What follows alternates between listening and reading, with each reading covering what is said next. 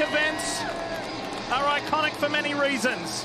And here we are in the 75th anniversary of the Southern 500, and the Cookout Southern 500 is on. The real race to become a NASCAR Cup Series champion begins now. Wow, and around goes Josh Berry. Berry into the wall. He had a brilliant qualifying yesterday, and it's all come undone. Lap one of the playoffs. Watch it bounce. See it bouncing right there? He gets loose, loses control. Reddick, contact with the wall, Steve. I'm just not sure how much damage he has.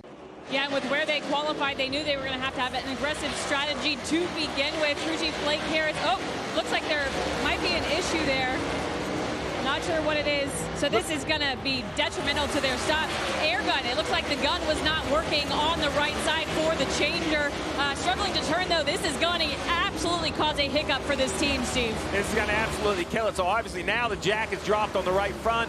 So the right rear gun wouldn't work. He went over to get another one. The front changer goes to the right rear, works on the car, then they drop it. This is going to be, look at the pit stop. Look down here. We're looking at normally 9 or 10 seconds. North of 40 seconds, dead on 40 seconds. So a 30-second over average stop. It all started on the right rear. The gun either malfunctioned, came unplugged. You see the communication from on top of the box to below. Let's take a look. The back of the car, watch this. The hose looks normal, it's plugged in, he's checking his gun, it won't work, he's waving, nothing happens, and then look back here behind pit wall. You're gonna see in this area, somewhere down here, they're gonna bring him another gun. There it is. They hand the gun over, but he doesn't feel he has time to unhook it. You wonder if the air's on or not on. What a oh, the secondary gun is not plugged into the hose. Preparation. The second gun not plugged into the air hose. Oh man, that spare gun you would think should already have its own air hose behind pit wall. Small details matter. I don't know why the gun broke, but that's why there is a third gun. It should already be plugged in and ready to go. It obviously wasn't for the 48, which cost even more time. The 2:23.11 cars, look at this. Contact, that's Carson Hocevar and Chase Elliott. That's a lot of smoke between the two. Pretty big tire contact. We'll see if there's any damage.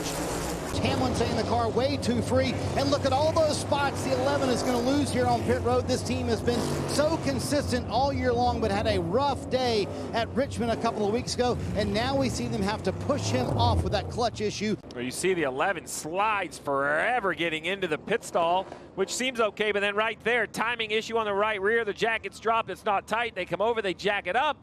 Oh, now they're just slow. We dropped the round wrench.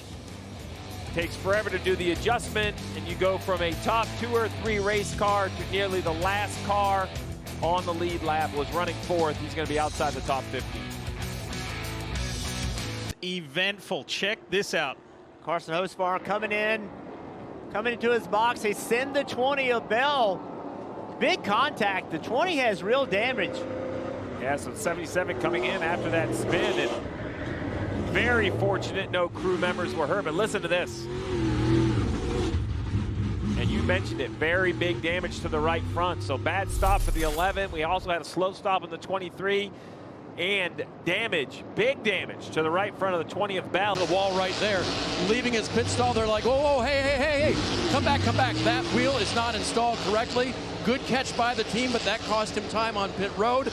Now he's released, tire carrier saying go. When he got back into traffic, though, he had this report on the car. All right, marks the rhythm here. Inch at a time, ball out front. Take the plow box. Gonna work our way forward. Parker, Steve mentioned at the caution that Christopher Bell and Adam Stevens needed. Chris Sherwood, the car chief, is going to go over and make all of the repairs. They've had some time to think about what they want to do here, and Adam Stevens told Christopher Bell it's going to be at least to stop. So Wesley Lape, one of the lead mechanics, is behind the wall, handing Sherwood all the tools that they've prefabricated, or all the patches they prefabricated to put on there. But Sherwood, against the clock, will make these changes and put on the tape right there. Can they get it fixed, Steve, and how effective can these repairs be to that splitter for the 20 team? Well, you can really only use tape. You can't really add any metal material or a new splitter part or piece. So you see them cleaning it off with some brake clean, and they're really just trying to maintain that front radius, the shape of that splitter. 22 laps to go when they cross the line. That was a cleaner restart from Chase Briscoe. He's being pushed by Eric Jones. Reddick is down on that low line in the blue, black and white car. These two guys have been going at it earlier in the race. Reddick's got that inside line, but Briscoe is relentless up high. Here comes Larson, fourth car back. And AJ Allmendinger in the mix. Look at Eric Jones! 3 wide down into turn 3. The 2-time Southern 500 winner. He wants to make it a 3-time win. And they leave him behind, and Blaney's around. Oh. Straight, get off the brake, get off the brake. A little bit of contact. Let's roll, you're fine. Gets the 12 checked up. The 3's down here, and he just gets into the back of the 12. Victim of circumstance. Absolutely. This is pretty impressive. I don't know if it's luck or great driving, but right there, he gets off the brake.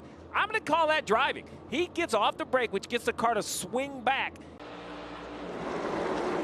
This is intense here.